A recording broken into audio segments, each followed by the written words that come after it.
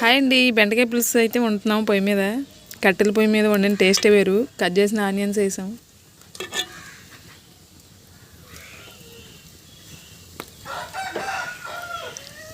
చూస్తూనే ఉండండి, video miss అవ్వకండి. కట్టెల పొయ్యి మీద వండటం మానేశారు జనం. ఆ టేస్టే వేరు అసలు.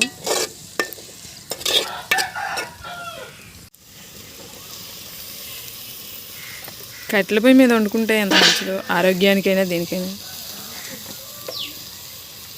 ఎప్పుడు ఆ గ్యాస్ కాకుండా ఇలా కట్టెల పొయ్యి మీద వండుకుంటూ ఉండాలి అప్పుడప్పుడు.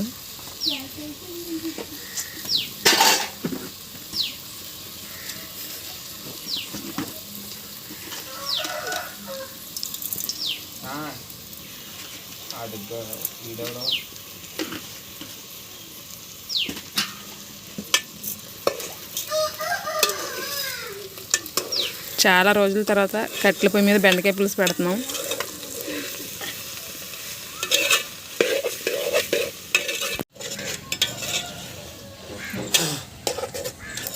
గ్యాస్ పొయ్యి మీద కంటే కట్టెల పొయ్యి మీద తొందరగా అవుతాయి కర్రీస్. ఏదైనా సరే వంట అన్నం ఒకటే తొందరగా ఉడుకుద్ది గ్యాస్ మీద. టేస్ట్ కూడా బాగుంటుంది.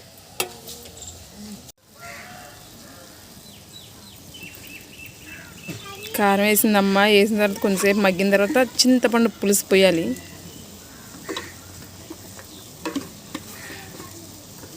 తిప్పు ఒకసారి.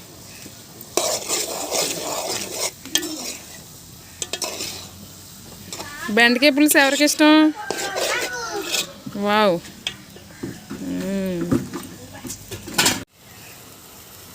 చింతపండు పులుసు.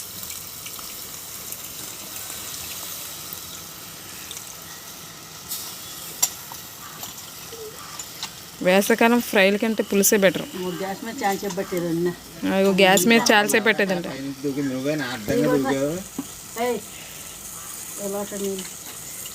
కట్టెల పొయ్యి మీద త్వరగా అవుతాయి కర్రీస్ ఏ అయినా సరే. అందుకే ఇక్కడే వండుకుంటాను నేను ఎక్కువ. అందుకే మరి అంత రోజులు వచ్చింది బండి నీళ్ళు బండి.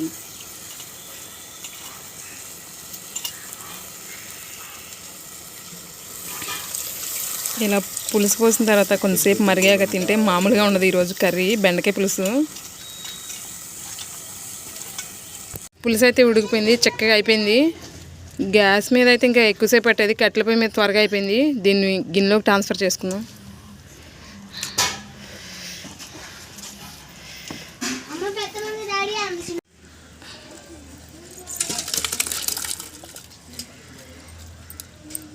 చూడడానికి అయితే చాలా బాగుంది పులుసు. టేస్ట్ చూసేద్దాం ఎలా ఉందో.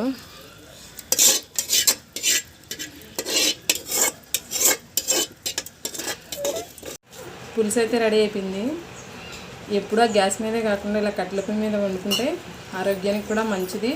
కర్రీస్ కూడా త్వరగా అయిపోతాయి. టేస్ట్ చూసేద్దాం ఎలా ఉందో.